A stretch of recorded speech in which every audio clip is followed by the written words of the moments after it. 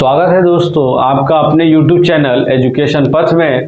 तो आज हम लोग बात करेंगे चुंबकीय क्षेत्र की और चुंबकीय क्षेत्र की रेखाओं की। साथ ही साथ हम लोग देखेंगे किसी विद्युत जो धारावाही चालक होता है कि उसमें चुंबकीय क्षेत्र का क्या रोल होता है। इससे जो रिलेटेड जो प्रश्न है 2011 से 2024 तक जितने भी प्रश्न बिहार बोर्ड में पूछे गए हैं वो सारे प्रश्नों को हम लोग देखेंगे और डिटेल में उसको समझेंगे। तो चलिए शुरू करते हैं। हमारा पहला प्रश्न है किसी छड़ चुंबक के अंदर चुंबकीय क्षेत्र की रेखाओं की दिशा क्या होती है। ए उत्तर ध्रुव से दक्षिण ध्रुव की ओर, दक्षिण ध्रुव से उत्तर की ओर, उत्तर से पश्चिम ध्रुव की ओर, या दक्षिणी ध्रुव से पश्चिम ध्रुव की ओर। तो जब कभी भी हमसे या पूछा जाए कि बताइए चुंबकीय क्षेत्र की जो रेखाएं होती है वह किस प्रकार से होती है, तब आप देखेंगे कि यह क्या है। चुंबकीय क्षेत्र है जिसमें दो पोल होता है। यह चुंबकीय छड़ है इसमें दो पोल आपको देखने को मिलेगा, एक नॉर्थ पोल और दूसरा साउथ पोल। उसमें आप देखेंगे कि चुंबकीय रेखाएं जो है कुछ इस प्रकार से आपको देखने को मिलेगी।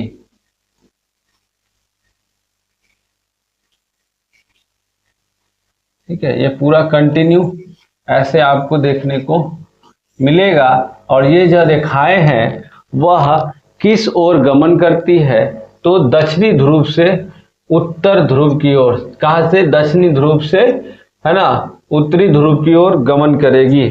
किधर गमन करेगी? उत्तरी ध्रुव से, दक्षिणी ध्रुव से उत्तरी ध्रुव की ओर। यह प्रश्न 2018 में पूछा गया है। ठीक है, कहाँ गमन करती है? तो हमेशा दक्षिणी ध्रुव से निकलेगी और उत्तर ध्रुव की ओर जाएगी।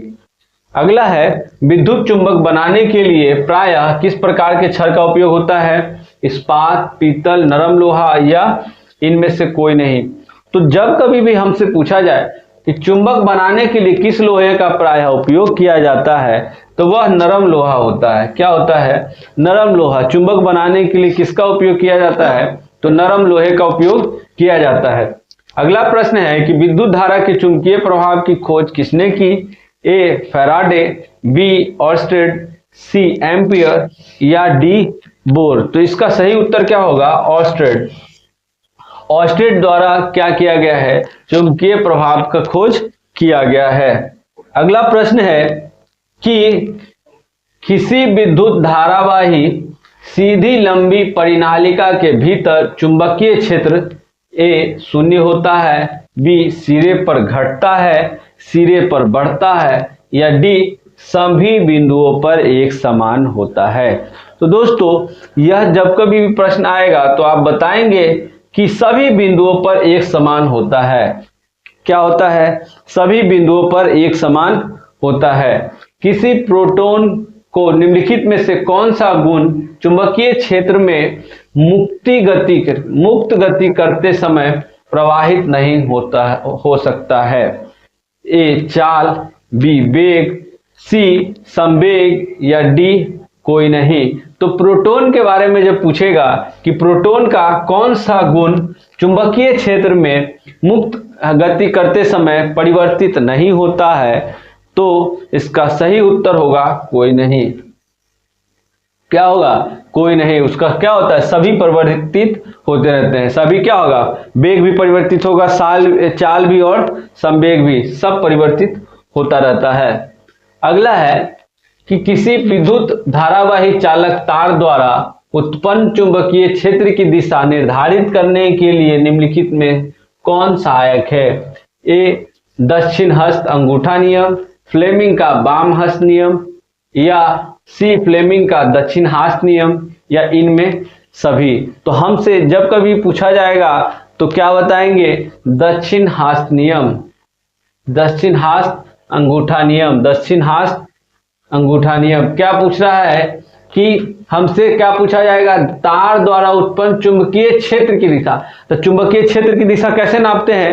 तो जिस धारा में क्या होगा, जिस दिशा में क्या होगा, कि जिस दिशा, मान लीजिए ऊपर की तरफ तार है ना, तार, तो तार से क्या है, नीचे ऊपर की तरफ धारा प्रवाहित हो रही, तो उधर क्या ले जाएंगे, अपना अंगूठा ऐसे देखेंगे तो ये हमको पता चल जाएगा कि किस दिशा में क्या है, चुंबकीय क्षेत्र बनेगा, किस दिशा में चुंबकीय क्षेत्र बनेगा।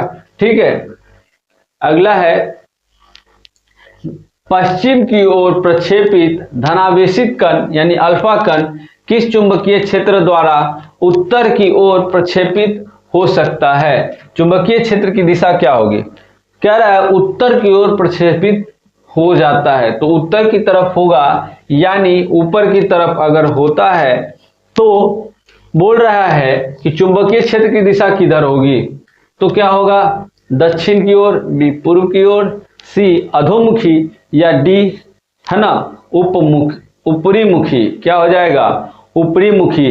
तो इसका सही उत्तर क्या हो जाएगा दोस्तों, ऊपरी मुखी। कैसा हो जाएगा, ऊपरी मुखी। ठीक है, तो उत्तर की ओर हो जाता है तो क्या हो जाएगा, ऊपरी मुखी। अगला, निम्नलिखित में से कौन किसी लंबे विद्युत धारावाही तार के निकट चुंबकीय क्षेत्र का सही वर्णन करता है। क्या करता है, सही वर्णन। ए, चुंबकीय क्षेत्र की रेखाएं तथा तार की लंबवत होती है, चुंबकीय क्षेत्र की रेखाएं तार के समानांतर होती है, चुंबकीय क्षेत्र की रेखाएं आरीय होती है जिनका उद्भव तार से होता है, चुंबकीय क्षेत्र की संकेंद्रीय क्षेत्र रेखाएं का केंद्र तार होता है। तो इसका सही उत्तर क्या हो जाएगा दोस्तों, चुंबकीय क्षेत्र की जो संकेंद्रीय क्षेत्र की जो रेखाएं हैं, लेकिन उसका जो केंद्र होगा वह तार का केंद्र होगा।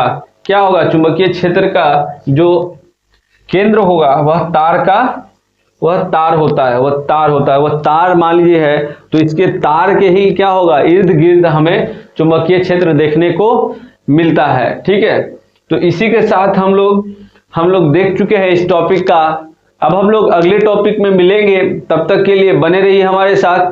धन्यवाद।